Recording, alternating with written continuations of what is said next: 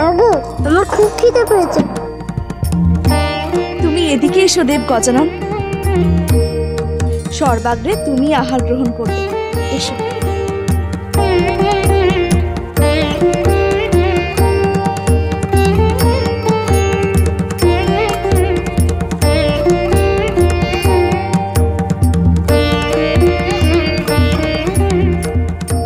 দেব গজাননের আহার গ্রহণের সঙ্গে যক্ষরাজের আজ শিক্ষা গ্রহণের দিন।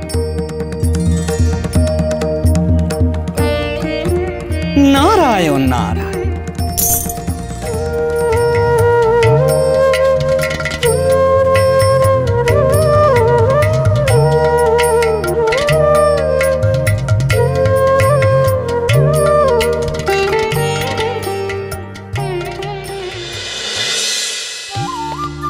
আমাদের বিনায়ক আজ কুবেরের প্রাসাদের নিমন্ত্রণ খেয়ে খুব খুশি হবে। হ্যাঁ, ও তো খুব খেতে ভালোবাসে। ধনী কুবেরের প্রাসাদে 52 রকমের ব্যঞ্জন খেয়ে ও খুব আনন্দ পাবে, তাই না সখী? কিন্তু আমি একটা কথা ভাবছি। কি কথা? ধনী কুবেরের 52 পদের স্বাদ ওর জিভে লাগবার পর আমাদের মতো কৈলাসের অন্নের স্বাদ কি আর ওর ভালো লাগবে? মনে হয় না এরপর কৈলাসের ভোজন তার মুখে রুচবে। বিনায়কের কাছে তার মায়ের হাতে রান্না করা শাকান্নই সবচেয়ে সুস্বাদু।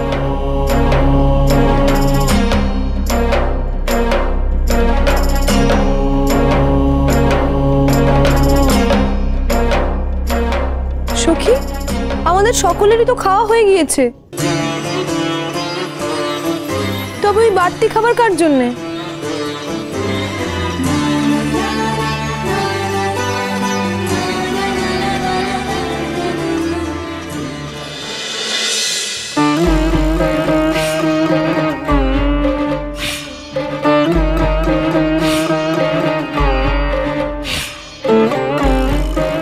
ভালো করে তাকিয়ে দেখুন গজানন, আমার প্রাসাদের চারিদিক কেমন মণি মাণিক্য দিয়ে সাজানো রয়েছে।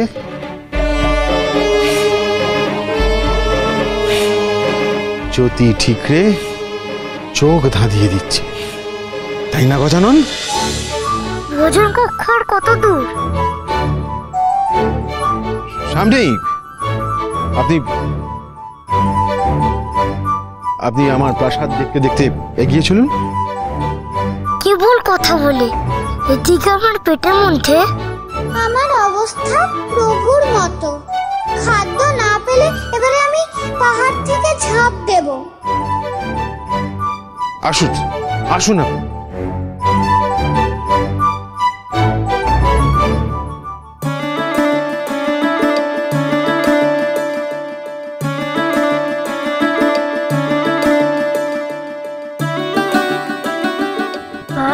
কি সুন্দর!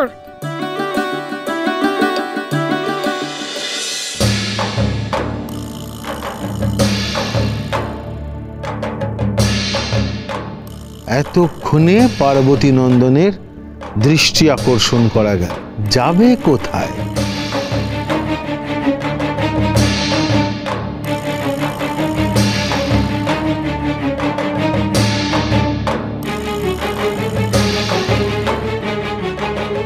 চারিদিকে এত মণিমাণিক্য, তা দেখে সুন্দর বললেন না, বললেন কি দেখে? ওই ফোয়ারার জল দেখে। পিতার মতোই ভিখারি স্বভাবের হয়েছে, কোনো কিছুতেই আসক্তি নেই। তবে আমিও কুবের, আসক্তি কি করে আনতে হয় আমিও দেখছি। ভোজন কক্ষ সামনেই, আসুন। চলো মুশিকরাজ, ভোজন করি।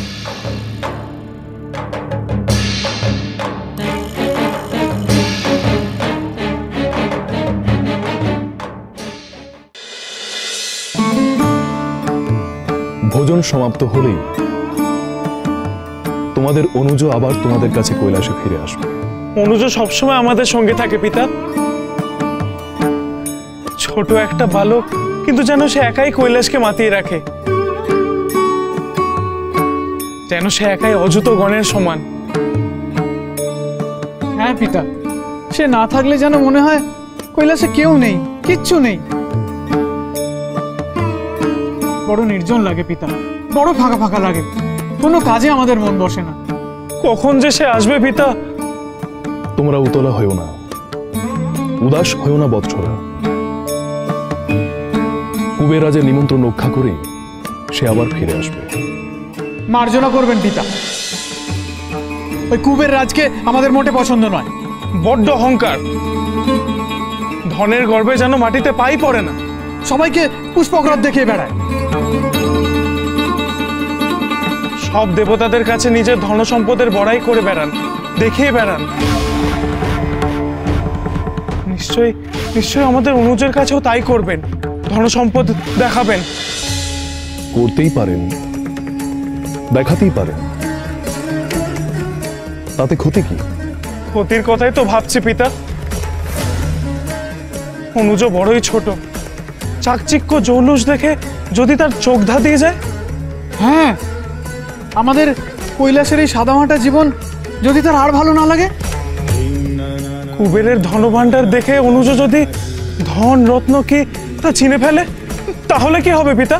ধন সম্পদকে চিনতে, তার জৌলুসকে ভালো লাগাতে যে জটিল মনের প্রয়োজন হয়, সেই জটিল মন তোমাদের গণপতির হয়নি। সে অত্যন্ত সরল স্বভাবের শিশু। তোমরা বুঝলে না, তাই না?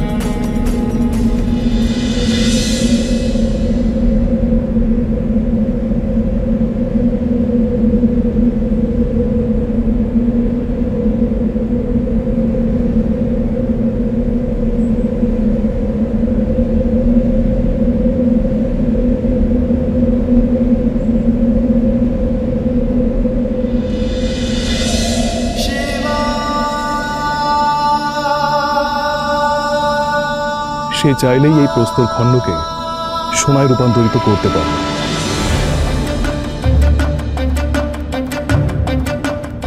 কিন্তু সে তা করবে না। সে জানে না প্রস্তর খণ্ডের আসল কাজ কি, তার প্রকৃত ব্যবহার কি, এর কাজ কি। সে সেটাই করবে যা তার কাছে সোনার থেকেও অত্যন্ত প্রিয়, অত্যন্ত মূল্যবান।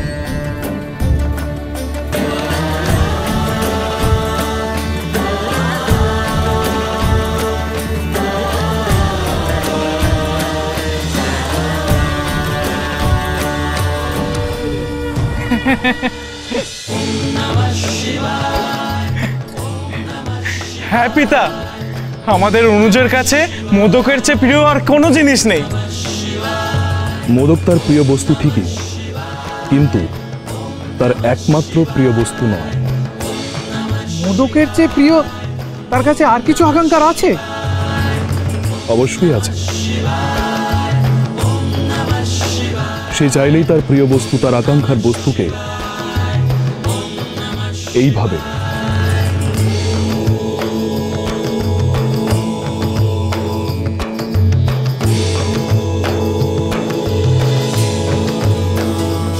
শম্ভু হে মহেশ্বর, দেবাদিদেব ত্রিলোকেশ্বর, তুমি আদি হে অনন্ত, জটাধারী অগ্রাহ্য করতে পারে। নীলকণ্ঠ, তুমি প্রলয়, তুমি সৃষ্টি। গণপতিকে যে বুঝেছে সে সার কথা জেনেছে। যে তাকে বোঝেনি, তাকে চেনেনি, সে তাকে আজ চিনবে। গণপতি তাকে চেনাবে, তাকে শিক্ষা দিয়ে।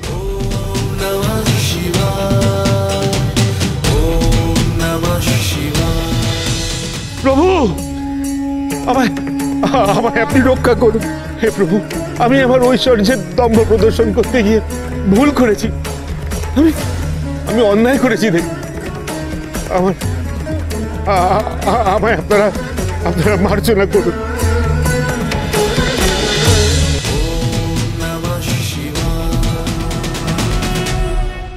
স্টার জলসার প্রিয় শো দেখার জন্য সাবস্ক্রাইব করুন আমাদের ইউটিউব চ্যানেলে এবং আপডেটেড থাকার জন্য প্রেস করুন বেল আইকন। চলো চলো চলো চলো পাল্টাই।